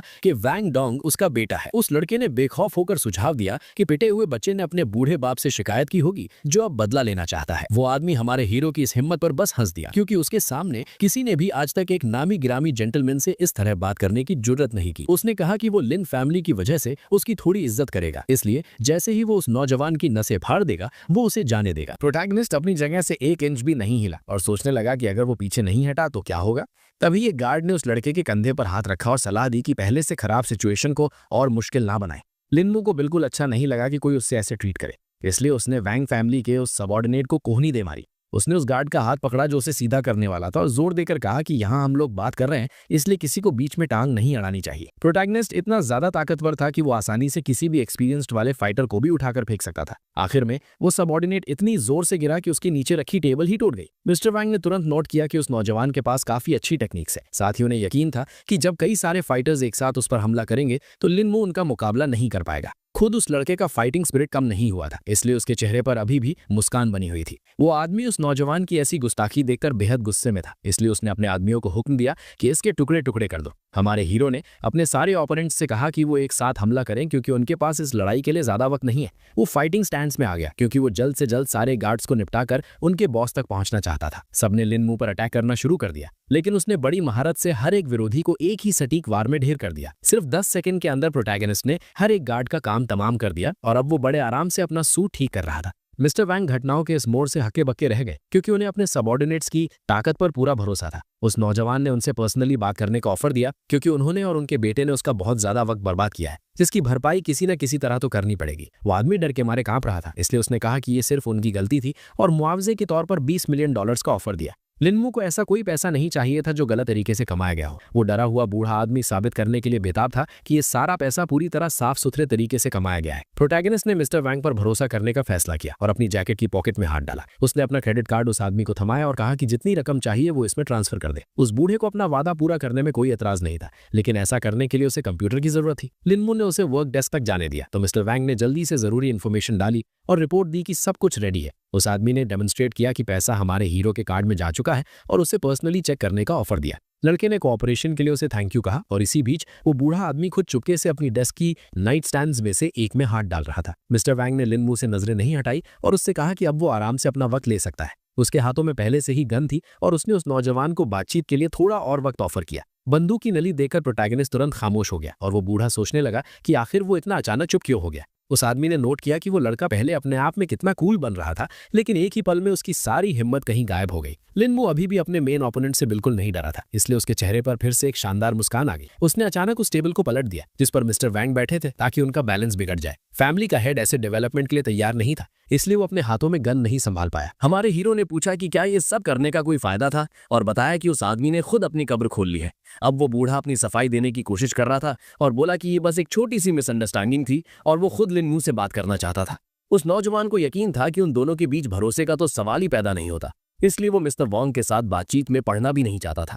अगर उसे मिस्टर वॉन्ग को मारना होता तो वो अभी के अभी ऐसा कर देता। इसलिए लड़के ने सलाह दी कि वो उसे गुस्सा ना दिलाए। उस आदमी ने अपनी फैमिलीज के बीच सिचुएशन और खराब ना करने की विनती की और वादा किया कि वो अपनी पूरी काबिलियत का इस्तेमाल करके यंग मास्टर का कोई भी हुक्म मानेगा। ऐसी बातें सुनकर प्रोटैगनिस्ट को काफी दिलचस्पी हुई और वो बदले के ऐसे मौके पर खुश हो गया। गुस्से की लहर में उसने तेजी से मिस्टर वॉन्ग की गर्दन पकड़ी। उसका इरादा उसे एक सख्त सबक सिखाने का था। उस नौजवान ने कोई सफेद रंग की गोली उस बूढ़े के मुंह में ठूस दी, जिसने रत्ती भर भी विरोध नहीं किया। मिस्टर वॉन्ग ने बिना किसी हिचकिचाहट के वो रहस्यमयी चीज निगल ली। उसने तुरंत अपना गला पकड़ लिया और हमारे हीरो पर चिल्लाने लगा, जिसने उसे वो अनजान गोली दी थी। पता चला कि उस नौजवान ने उसे हैन शियाओ यांग बुद्धियन नाम का जहर दिया था, जो मार्शल आर्ट्स नॉवेल्स में होता है, और वादा किया कि अगर वो आदमी अच्छे से बर्ताव करेगा तो वो उसे हर 3 महीने में उसका एंटीडोट देता रहेगा। लिन मू ने चेतावनी दी कि वो आदमी एक दर्दनाक मौत मर सकता है और उसे अपने फैसलों के बारे में अच्छे से सोचने की सलाह दी। ठीक इसी पल प्रोटैगनिस्ट का फोन बजा, जो मिस्टर वॉन्ग का ऑफिस छोड़ने ही वाला था। ये टैंग बे थी, जिसने अपने दोस्त को पहले ही कहीं खो दिया था। उसने नौजवान से कहा कि जितनी जल्दी हो सके बेस पर आ जाओ, क्योंकि उसके लिए एक असाइनमेंट आ चुका है। ज्यादा देर नहीं लगी और लिन मू टैंग लॉन्ग कॉर्पोरेशन की बिल्डिंग पहुंच गया, जहां उसकी गर्लफ्रेंड उसका इंतजार कर रही थी। स्टाफ के ज्यादातर लोग हॉल में जमा हो चुके थे और आपस में कानाफूसी कर रहे थे, क्योंकि लग रहा था कि कुछ बहुत जरूरी हुआ है। अपनी जान पहचान वाली लड़की से मिलते ही प्रोटैगनिस्ट ने चिंता से पूछा कि आखिर हुआ क्या है। उस लड़की ने रिपोर्ट दी कि उनकी ऑर्गेनाइजेशन ने हाल ही में भाड़े के सैनिक ग्रुप के एक लीडर को पकड़ा है। इसकी वजह से उसके सबॉर्डिनेट्स ने 20 लोगों को हॉस्टेज बना लिया है और अपने लीडर को छोड़ने की मांग कर रहे हैं, लेकिन आखिरकार उसने सिचुएशन से अपना कंट्रोल खो दिया। पता चला कि उन मर्सिनरीज ने न सिर्फ लोगों को हॉस्टेज बनाया है, बल्कि वो पर्ल टावर पर हमला करना चाहते हैं, इसलिए उन्हें तुरंत रोकना होगा। लिन मू ने पूछा कि क्या उनके पास कोई प्लान है, और उस लड़की ने बताया कि उनका मेन मकसद हॉस्टेज को बचाना और बाकी यूनिट्स की मदद करना है। उस नौजवान को तुरंत लगा कि सिर्फ वो दोनों ही उन विलेन के शिकार लोगों को बचाने जाएंगे। बेबी ने समझाया कि अगर उनके पास इनफ लोग होते तो ऑर्गेनाइजेशन रिक्रूट्स को नहीं बुलाता। उसने बताया कि हमारे हीरो को बस बंधकों की लोकेशन पता करनी है और फिर अपने एल्डर्स को खबर देनी है। इसी बीच ड्रैगन प्रोटेक्टर्स का लीडर फाइनली अपने सबॉर्डिनेट्स की तरफ मुड़ा ताकि उन्हें अगले कदमों की जानकारी दे सके। अपनी आवाज में पूरी सीरियसनेस के साथ उसने जोर देकर कहा कि ये असाइनमेंट बहुत जरूरी है, इसलिए उन्हें बिल्कुल भी वक्त बर्बाद नहीं करना चाहिए। आखिर में उसने सख्ती से सारे फाइटर्स को ऑर्डर दिया कि वो तुरंत अपने मिशंस के लिए निकल पड़े। इसके बाद हमारा हीरो ऑर्डर फॉलो करते हुए फौरन डोंग हाई सिटी के वेस्ट डिस्ट्रिक्ट की तरफ निकल गया। उसे छतों के ऊपर से कूदते हुए जाना पड़ा ताकि कोई उसकी लोकेशन का पता न लगा सके। उस लड़के को कुछ शक होने लगा, क्योंकि उसे महसूस हो रहा था कि इस जगह पर बहुत सारे लोग हैं, लेकिन पता नहीं क्यों सारे कमरे खाली पड़े थे। आखिरकार उसने एरिया को बेहतर तरीके से देखने के लिए बिल्डिंग से नीचे कूदने का फैसला किया। लिन मू एक खिड़की के पास छिप गया ताकि अंदर क्या चल रहा है इसे अच्छे से देख सके। उसे दिखाई दे रहा था कि बिल्डिंग के अंदर लाइट्स जल रही हैं, लेकिन अभी भी उसे कोई इंसान नजर नहीं आ रहा था। अब जाकर प्रोटैगनिस्ट को समझ आया कि असल में सारी प्रॉब्लम क्या थी। वो लड़का पास ही मौजूद एक हैच की तरफ बढ़ा ताकि उस एंट्रेंस को अच्छे से देख सके। उसे महसूस हो गया कि दुश्मन इतने वक्त से यहीं जमीन के नीचे छिपे हुए थे। थोड़ी मेहनत करके लिन मू ने बेस में घुसने के लिए उस भारी हैच को उठाया। उस बहादुर ने तुरंत एक चमक देखी और उसे अपने अंदाजे का सबूत मिल गया। उन ट्रैप डोर्स के नीचे एक बड़ी सी सीढ़ी थी जो कहीं जमीन के नीचे जा रही थी। इतने वक्त से गार्ड एंट्रेंस के पास खड़ा होकर बड़े ध्यान से चारों तरफ देख रहा था ताकि कोई अनजान आदमी अंदर न घुस पाए। अचानक उस फाइटर को अपने पीछे किसी के कदमों की आहट सुनाई दी। हालांकि उसे किसी विजिटर की उम्मीद नहीं थी। नतीजा ये हुआ कि उसे बस हवा में उड़ती हुई टांगों का एक जोड़ा दिखाई दिया जो सीधा उसके सिर की तरफ आ रहा था। लिन मू ने बड़ी महारत से अपनी टांगों का इस्तेमाल करके अपने पहले ओपोनेंट को जकड़ लिया। गार्ड ने मदद के लिए किसी को बुलाने की कोशिश की, लेकिन उस लड़के ने उसका गला इतनी जोर से दबा दिया कि आवाज निकालना भी मुश्किल हो गया। वो विरोधी लाचारी से बस घुरघुरा रहा था और हिल भी नहीं पा रहा था, क्योंकि लिन मू की लोहे जैसी पकड़ उसके गले पर कसती जा रही थी। आखिरकार वो दुश्मन किसी कटी हुई पतंग की तरह जमीन पर ढेर हो गया और लिन मू बड़े स्टाइल से उसके ऊपर से हटकर पास में ही लैंड कर गया। प्रोटैगोनिस्ट ने जल्दी से अपने हारे हुए ओपोनेंट की यूनिफॉर्म उतारना शुरू किया और बड़ी फुर्ती से सारी पट्टियां और लैचेस खोल दिए। उसने फटाफट कपड़े बदल लिए और अब वो यहाँ के गार्ड से बिल्कुल भी अलग नहीं लग रहा था, क्योंकि वो यूनिफॉर्म उसे बिल्कुल फिट आई थी और मास्क ने उसका चेहरा छिपा लिया था। लिन मू ने बिना वक्त बर्बाद किए बॉस के रूम की तरफ कदम बढ़ाए ताकि रिपोर्ट कर सके कि बेस पर कुछ गड़बड़ है और मेन टारगेट को बाहर निकाल सके। दरवाजे के पीछे से तुरंत एक भारी भरकम जायंट बाहर आया और उसने पूछा कि आखिर क्या हुआ है। हमारा हीरो बॉस की हर हरकत पर नजर रख रहा था और सोचने लगा कि उस बैंडिट को क्या जवाब दे। इसी बीच लीडर का हाथ पहले ही अपनी गन की तरफ जा रहा था, क्योंकि उसे शक होने लगा था कि इस गार्ड के साथ कुछ तो गड़बड़ है। लिन मू ने उसकी मूवमेंट पर रिएक्ट किया और हथियार छीनने के लिए तुरंत उसका हाथ पकड़ लिया। बॉस कोई ऐसा वैसा आदमी नहीं था जिससे आसानी से निपटा जा सके, इसलिए उसने खुद को संभाला और अपने घुटने से हमला करने की कोशिश की। बदले में खुद उस नौजवान ने भी अपने ओपोनेंट का अटैक देख लिया और सही समय पर काउंटर कर दिया। एक कड़कड़ाती आवाज के साथ उस बैंडिट की टांग टूट गई, क्योंकि लिन मू की बॉडी उससे कहीं ज्यादा स्ट्रांग थी जितना पहली नजर में लगता था। उस फाइटर के मुंह से दिल दहला देने वाली चीख निकली, जिसके बाद उसका शरीर अनबियरेबल दर्द से ऐंठ गया। वो धड़ाम से जमीन पर गिरा और अपनी टूटी हुई टांग को पकड़ लिया, लेकिन दूसरे हाथ में अभी भी उसने गन को कसकर पकड़ा हुआ था। गैंग लीडर ने तुरंत प्रोटैगोनिस्ट पर गन तान दी और डरते हुए पूछा कि वो कौन है। वो लड़का अभी भी खामोश रहा। नौजवान को समझ आ गया कि इस गुंडे से इतनी आसानी से नहीं निपटा जा सकता, इसलिए उसने एक बार फिर अपने घुटने से उस पर जोरदार वार किया। जाहिर है गंभीर चोटों और भयंकर दर्द की वजह से वो बैंडिट इस हमले को रोकने की हालत में नहीं था। उसकी कॉन्शियसनेस किसी फ्यूज बल्ब की तरह बुझ गई और उसका शरीर जमीन पर लुढ़क गया। फाइनली फाइट से फ्री होकर प्रोटैगोनिस्ट ने चारों तरफ देखा और उसे एहसास हुआ कि सारे हॉस्टेजेस इसी कमरे में मौजूद हैं। कमरे के कोने में उसकी नजर दो पुराने बैग्स पर टिकी, जिन पर कोई निशान नहीं था। वो लड़का तेजी से उन सस्पिशियस चीजों के पास गया और बिना हिचकिचाहट के उनकी चेन खोल दी ताकि देख सके कि अंदर क्या है। पता चला कि उनके अंदर पैसों का पहाड़ छिपा हुआ था। लिन मू हैरान रह गया कि इन लोगों ने इतना सारा पैसा चोरी किया है, वो भी सारा का सारा कैश में। लड़के के दिमाग में तुरंत एक नया आइडिया आया, क्योंकि उसे लगा कि बंधकों को अभी नहीं पता कि वो कौन है। उसने चेन बंद की, बैग्स के हैंडल कसकर पकड़े और वहां से भागने लगा, ये सोचते हुए कि अब वो आसानी से अमीर हो सकता है। उनमें से एक लड़की को ये बात बिल्कुल पसंद नहीं आई कि प्रोटैगोनिस्ट ने ऐसा काम किया है। उसे शक हुआ कि लिन मू ने सिर्फ आदमी को इसलिए मारा है ताकि वो सारे पैसे खुद हड़प सके। वो ब्यूटी काफी समझदार भी थी, इसलिए उसने तुरंत एक दिलचस्प चीज नोटिस की। लड़की ने देखा कि हमारे हीरो ने फर्श पर एक गन छोड़ दी है जो उसका मौका बन सकती थी। उसने बड़ी स्किल के साथ कुछ कलाबाजियां दिखाई और झपट कर उस हथियार को अपने हाथों में ले लिया। बिना डरे उस बहादुर बंधक ने अपना हथियार लिन मू पर तान दिया और उसे हिलने से मना कर दिया। हमारे हीरो ने बस एक गहरी सांस ली, क्योंकि अब उसे समझ आ गया था कि वो इस जगह से इतनी आसानी से नहीं जा पाएगा। उसने तुरंत सफाई दी कि वो यहाँ हॉस्टेजेस को परेशान करने नहीं आया है और उन्हें यहाँ से जाने की इजाजत दे दी। उस लड़की को उसके इरादे समझ आ गए थे, लेकिन एक पुलिस ऑफिसर होने के नाते वो विलन को ऐसे भागने नहीं दे सकती थी। इसलिए उसने उस लड़के को हुक्म दिया कि वो बैग्स नीचे फेंक दे और अपने हाथ सिर के पीछे कर ले। तब लिन मू बिल्कुल भी नहीं घबराया और उसने लूट का माल आधा आधा बांटने का ऑफर दिया, ये नाटक करते हुए कि उन्होंने इस जगह पर एक दूसरे को देखा ही नहीं।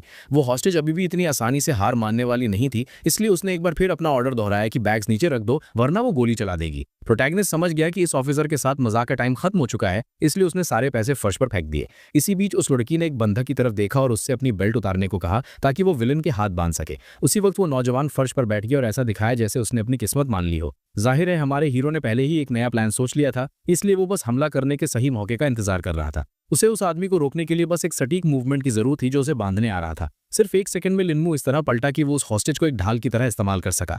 आखिरकार वो लड़का उसे इस तरह गिराने में कामयाब रहा कि वो ऑफिसर भी अपने पैरों से गिर गई। बिना एक सेकंड बर्बाद किए वो अनुभवी फाइटर दौड़कर लड़की के पास गया ताकि उसके हाथों से गन छीन सके। उसने जोर देकर कहा कि उस हॉस्टेज को ऐसा करने की जरूरत नहीं थी और उसे वापस कोने में जाकर चुपचाप बैठने के लिए कहा। ऑफिसर को समझ आ गया कि उसके पास कोई और चारा नहीं है, इसलिए उसने लिन मू का हुक्म माना, जिसने बस चिढ़ते हुए हम किया। प्रोटैगनिस्ट को लगा कि उसने सारी मुसीबतें हल कर दी हैं, इसलिए वो पैसों के 2 बैग हाथों में लिए फिर से एग्जिट की तरफ चल दिया। सीन शिफ्ट होता है और दुश्मन के बेस को फाइनली छोड़ने से पहले उसने अपनी सारी यूनिफॉर्म उतारने का फैसला किया। उसी वक्त उस गार्ड की बॉडी अभी भी उस विशाल बेसमेंट के एंट्रेंस पर बेजान पड़ी थी। उस लड़के के चेहरे पर तुरंत एक सेटिस्फाइड स्माइल आ गई, क्योंकि वो अपना पहला मिशन सक्सेसफुली पूरा कर पाया था। उसने बेस की टेरिटरी को सर्च करने और मिले हुए सामान को छिपाने के लिए एक सही जगह ढूंढने का फैसला किया। लिन मू ने उन बैग्स को कुएं में फेंकने में बिल्कुल भी देर नहीं लगाई, जो काफी अच्छा स्टोरेज एरिया साबित हुआ। प्रोटैगनिस्ट का प्लान था कि जब ये पूरा ऑपरेशन खत्म हो जाएगा तब वो पैसे निकाल लेगा। इसके बाद उसने बे को कॉल करके रिपोर्ट दी कि उसे यहाँ कुछ सस्पिशियस मिला है। ज्यादा देर नहीं हुई थी कि ड्रैगन प्रोटेक्टर्स मौके पर पहुंच गए और धीरे धीरे बंदूकों को बैंडेड बेस से बाहर निकाला। उन पीड़ितों में वो पुलिस वाली भी थी जो लिन मू को चोरी के इल्जाम में अरेस्ट करना चाहती थी, लेकिन उसे पता ही नहीं चला कि वो काफी पास ही खड़ा है। खुद उस लड़के ने अपनी पार्टनर को इन्फॉर्म किया कि वो हेडक्वार्टर्स रिपोर्ट करने जा रहा है कि बंधक मिल गए हैं और वो प्लान के अगले हिस्से के साथ आगे बढ़ सकते हैं। वो लड़की खुद खुश थी कि सारे लोग अब सेफ हैं। फिर उन्होंने सारे हॉस्टेजेस को बस में बैठा दिया ताकि उन्हें बचाने का पूरा ऑपरेशन स्मूथली हो सके।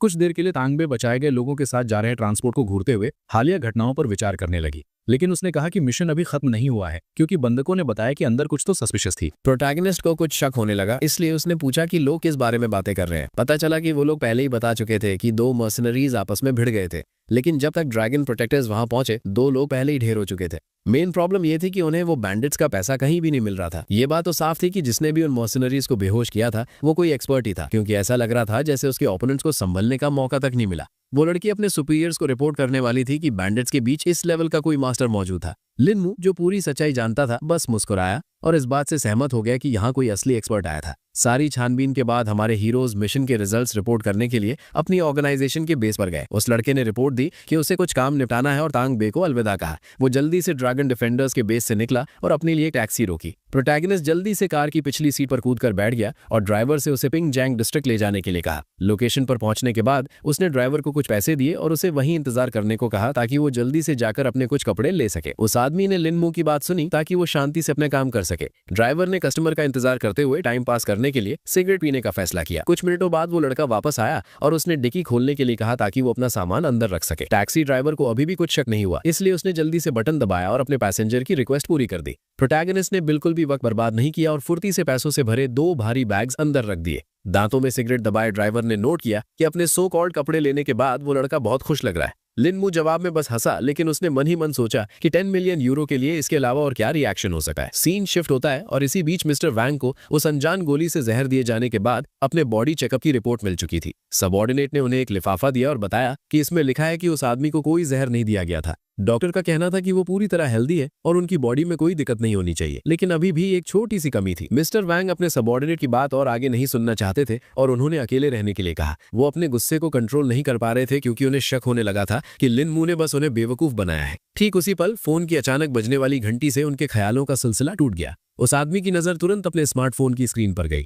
जहां एक अनजान सब्सक्राइबर का इनकमिंग कॉल डिस्प्ले हो रहा था। मिस्टर वैंग ने झटके से फोन कान पर लगाया और ठंडी आवाज में सफाई मांगी कि इस बेवक्त मोमेंट पर उसे डिस्टर्ब करने की हिम्मत किसने की। रिसीवर में आवाज उसी आदमी की थी जिसके बारे में वो बस एक पल पहले सोच रहे थे। पता चला कि प्रोटैगनिस्ट ने पहले ही वैंग जैंग्स रेस्टोरेंट में रिजर्वेशन करवा लिया था और उम्मीद कर रहा था कि वो यहाँ अपनी नई जान पहचान के साथ थोड़ी बातचीत कर सके। उस आदमी को ऐसे ऑफर में तुरंत दिलचस्पी आ गई, इसलिए वो कुछ ही मिनटों में वहां पहुंचने वाला था। वैंग डोंग असल में टेंशन में आ गए क्योंकि वो समझ नहीं पा रहे थे कि इस लड़के को अभी क्या चाहिए। हमारे हीरो ने तुरंत नोट किया कि वो बूढ़ा आदमी यहाँ काफी जल्दी पहुंच गया है और बाद वाले ने सफाई दी कि वो लिन मू को इंतजार नहीं करवाना चाहता था। वो आदमी काफी एक्साइटेड था क्योंकि वो अंदाजा नहीं लगा पा रहा था कि ब्रदर लिन क्या चाहता है और उसने वादा किया कि वो उसकी हर ख्वाहिश पूरी करेगा। वो लड़का धीरे से हंसा, उसने अपनी नजरें फेर ली और जवाब दिया कि ऐसा कुछ भी नहीं हुआ है। उसने अपनी कहानी की शुरुआत ये कहकर की कि वोंग डोंग को लिन फैमिली की सिचुएशन के बारे में पहले से पता होना चाहिए। प्रोटैगनिस्ट ने वाइन का एक ग्लास भरा और इशारा किया कि एक ऐसा काम है जो सिर्फ वो आदमी ही उसके लिए कर सकता है। वो बूढ़ा आदमी अचानक जोश में आ गया और नौजवान से अपनी सिचुएशन को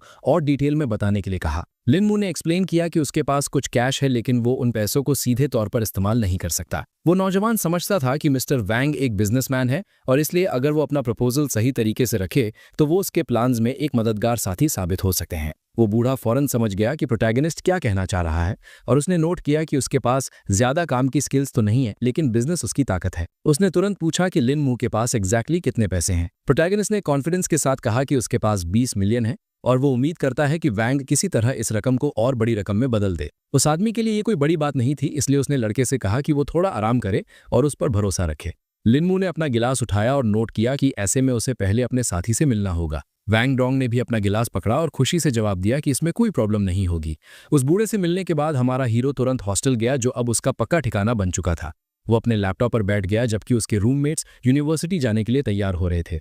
उस नौजवान को एहसास हुआ कि यहाँ बहुत सारी फालतू नजरें हैं जिससे उसके लिए कल्टीवेट करना मुश्किल हो जाएगा, इसलिए किराए पर कोई जगह ढूंढना ज्यादा बेहतर रहेगा। अपार्टमेंट वेबसाइट्स ब्राउज करते हुए लिन मू को अपने लिए एक अच्छा ऑप्शन दिखाई दिया। आखिरकार उस लड़के ने पक्का इरादा कर लिया कि अब एक जरूरी डिटेल चेक करने का वक्त आ गया है। ज्यादा देर नहीं हुई थी कि वो सही जगह पर पहुंच गया और उसने तुरंत देखा कि आसपास सब कुछ काफी अच्छा लग रहा है। प्रोटैगनिस्ट दरवाजे के सामने रुका और सोचने लगा कि अगर इस घर का मालिक एक अच्छा इंसान निकला तो बढ़िया रहेगा।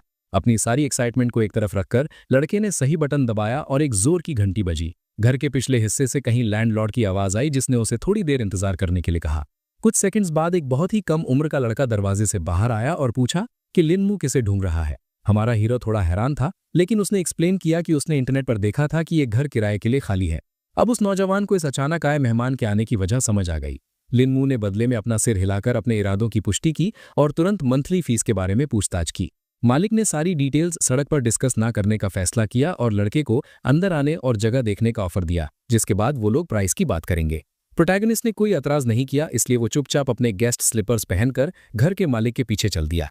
अब जाकर उस नौजवान को एहसास हुआ कि उन्होंने एक दूसरे को अपना इंट्रोडक्शन नहीं दिया है, इसलिए उसने बताया कि उसका नाम मुआन है।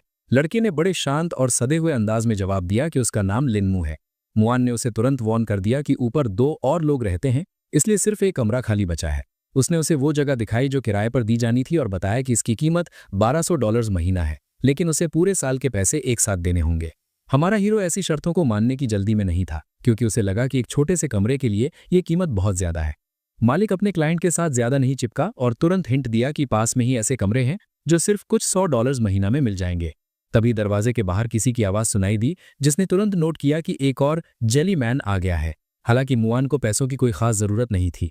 आखिर में पता चला कि ये यूनिवर्सिटी की एक टीचर थी जिन्होंने अपने स्टूडेंट को तुरंत पहचान लिया। लगता है मेन कैरेक्टर को भी यहाँ किसी जाने पहचाने चेहरे को देखने की उम्मीद नहीं थी। मुआन भी हैरान था, क्योंकि उसे अंदाजा होने लगा था कि वो दोनों एक दूसरे को जानते हैं। सोंग लियांगजू ने चेहरे पर मुस्कान के साथ उसके अंदाजे को कंफर्म किया और एक्सप्लेन किया कि ये लड़का उसका स्टूडेंट है। अपनी तरफ से लिन मू हिचकिचाने लगा, क्योंकि उसे एहसास हुआ कि मिस सोंग के पास रहकर कुछ भी करना मुश्किल हो जाएगा। उसने फैसला किया कि वो कह देगा कि प्राइस उसके लिए बहुत ज्यादा है और वो दूसरी जगह ढूंढेगा। साथ ही लड़के ने उनका वक्त बर्बाद करने के लिए कोई माफी नहीं मांगी। और इसी बीच सोंग लियांगजू हैरान थी कि अपनी फैमिली की दौलत होने के बावजूद वो किराया अफोर्ड नहीं कर सकता। उस औरत को शक होने लगा कि उसके स्टूडेंट की फैमिली के साथ कुछ तो हुआ है। आखिरकार प्रोटैगनिस्ट ने अपने लिए एक नया घर ढूंढ ही लिया। हालांकि वेस्टर्न स्टाइल उसकी पसंद नहीं था, लेकिन उसने इसके बारे में सोचने में वक्त बर्बाद नहीं किया और बस एक फैसला ले लिया। इस ऑप्शन को सिचुएशन के हिसाब से सबसे प्रैक्टिकल मानते हुए। यहाँ काफी अच्छी और शांत जगह थी जो कल्टीवेशन के लिए एकदम परफेक्ट थी। लिन मू ने करीब से चारों तरफ देखा और नोटिस किया कि किचन भी बुरा नहीं है। उस नौजवान ने सोचा कि उसने काफी समय से अपने लिए खाना नहीं बनाया है, तो ये एक अच्छा मौका है। बस कुछ ही मिनटों में उसने अपने लिए काफी टेस्टी डिनर बनाना शुरू कर दिया, जिसकी खुशबू पूरे कमरे में फैल गई। हमारे हीरो ने सोचा कि उसकी स्किल्स तो अच्छी है, लेकिन सामान बहुत खराब है, इसीलिए बेहतर होगा कि नए प्रोडक्ट्स ऑनलाइन ऑर्डर किए जाएं। उसने जल्दी से अपना फोन निकाला और कुछ हर्ब्स देखने का फैसला किया जो कुकिंग में मदद कर सके। तभी उसने कुछ ऐसा सामान नोटिस किया जिसने मसालों से ज्यादा उसका ध्यान खींचा। लिन मू ने यकीनन इंटरनेट की दुनिया में स्पिरिचुअल जिनसिंग मिलने की उम्मीद नहीं की थी। वो लड़का श्योर था कि ये रूट उसके लिए परफेक्ट है, इसीलिए उसने इसे खरीदने में ज्यादा देर नहीं लगाई। उसने नोटिस किया कि सेलर नांगू में लोकेटेड है, लेकिन जब बात इतने रेयर और हाई क्वालिटी आइटम की हो जो हर कोशिश के लायक है, तो दूरी कोई मायने नहीं रखती। आखिर में प्रोटैगनिस्ट को सेलर तक पहुंचने के लिए एयरलाइन का इस्तेमाल करना पड़ा। वो लड़का अपनी पहली हवाई यात्रा के बारे में सोचने लगा और सोच रहा था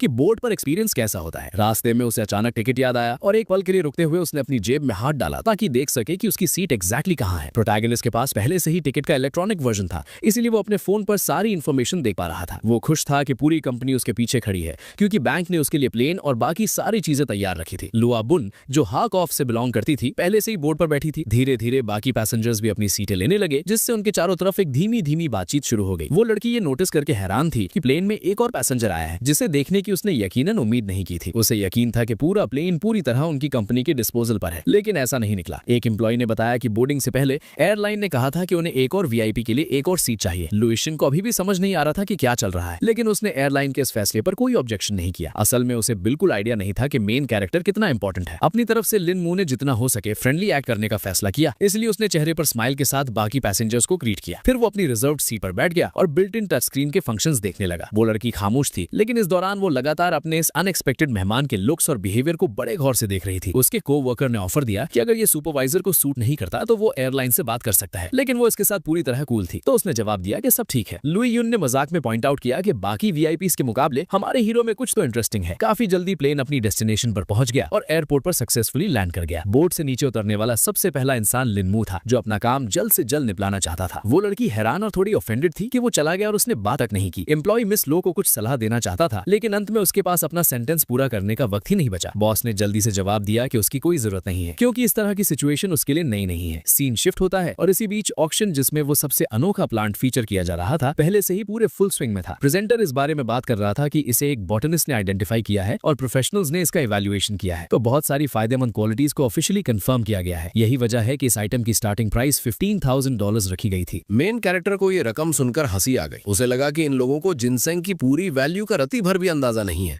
बोली लगाने वाले तुरंत एक दूसरे से आगे निकलने की होड़ में लग गए और 22,000 के मार्क तक पहुंच गए। लिन मू ने अपना इरादा नहीं बदला और इस बैटल को जल्दी खत्म करने के लिए सीधे 44,000 की बिड लगा दी। प्रेजेंटर इतनी बड़ी रकम सुनकर एक्साइटेड हो गया और पूछा कि क्या कोई और सुझाव है। फिर उसने 3 तक गिनती गिनना शुरू किया और खत्म होते ही अपना हथौड़ा पटक दिया, ये अनाउंस करते हुए कि ये लॉट बिक चुका है। उसने खुशी से रिपोर्ट दी कि वो प्लांट उस यंग जेंटलमैन यानी हमारे प्रोटैगनिस्ट को बेच दिया गया है। लिन मू अपनी कामयाबी से सेटिस्फाइड था, इसलिए उसने जल्दी से अपना सामान उठाया और हॉल से बाहर निकल गया। साथ ही उस नौजवान को उम्मीद थी कि जब तक वो ऑक्शन से वापस लौटेगा तब तक ब्रॉन्ज कॉल्ड्रन अपनी जगह पर आ चुका होगा। सीन शिफ्ट होता है और इसी बीच लुई युन एक डिनर पार्टी में गई जहां काफी सारे रईस लोग जमा हुए थे। उसके पास मिस ली की असिस्टेंट थी जिसे उसने अपने पास बुलाया। उस लड़की ने अपने सबॉर्डिनेट को वाइन का गिलास थमाया और उसे थोड़ी देर पकड़ने के लिए कहा। वो एम्प्लॉई हैरान थी क्योंकि बैंक्वेट अभी खत्म नहीं हुआ था और लुई युन पहले से ही कहीं जा रही थी। फिर उसने एक्सप्लेन किया कि वो बस बाहर जाकर थोड़ी ताजी हवा लेना चाहती है और बाकी का काम मिस ली पर छोड़ रही है।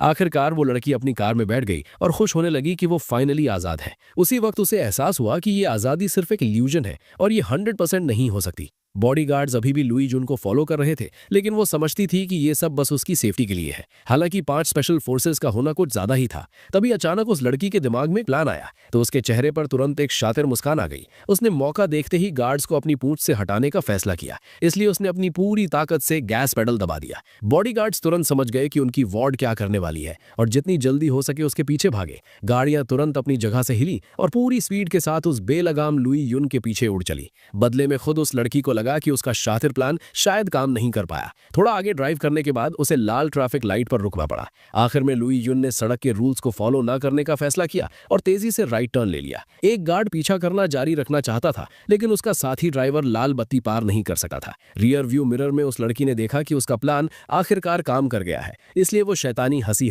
वो सोचने लगी कि अब क्या करना है और शुरुआत के लिए वो बॉडीगार्ड्स को बताना चाहती थी कि वो फालतू में चिंता ना करें। वो लड़की इस मौके को लेकर इतनी एक्साइटेड थी कि उसने नोटिस ही नहीं किया कि उसकी कार के ठीक सामने किसी का साया आ गया है। लुई ही उनके पास खतरे पर रिएक्ट करने का वक्त था और उसने ब्रेक पेडल दबा दिया। साथ ही अचानक उसके चेहरे के सामने रोशनी की एक तेज फ्लैश उड़ी, जिससे वो एक पल के लिए अंधी हो गई और सहज रूप से पीछे हट गई। पता चला कि वो एक गोली थी जो उसकी कार की खिड़की को चीरती हुई आई, जिसने शीशे में दरार डाल दी और कार के इंटीरियर में कांच के टुकड़े बिखेर दिए।